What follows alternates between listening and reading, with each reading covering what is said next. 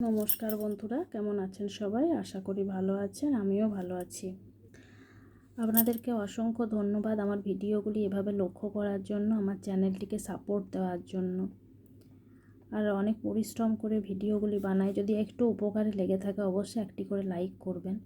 Like করলে আমার পরবর্তী ভিডিওগুলি বানানোর জন্য আরও উৎসাহ প্রদান করবে আপনাদের লাইকটি। আর আসলে 3 4 34 এভাবে বিন্দু বিন্দু করে দিবেন। বাচ্চাকে সংখ্যাটি শেখানো হবে।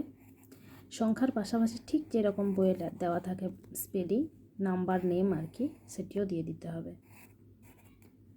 3 4 34। এরপর আমি এটি স্পেলিং লিখব।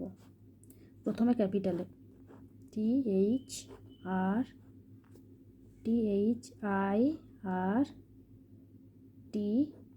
34, FOUR 4। এরপর স্মল লেটারে THIRTY 34, FOUR 4। এটা স্মলেও হয়, ক্যাপিটালেও হয়। স্মলে লিখলেও কোনো অসুবিধা নেই, তবে ক্যাপিটালে না লিখে স্মলে লেখাটাই বেশি ভালো।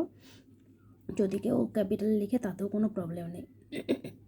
যদি ভিডিওটি ভালো লাগে অবশ্যই একটি লাইক করবেন।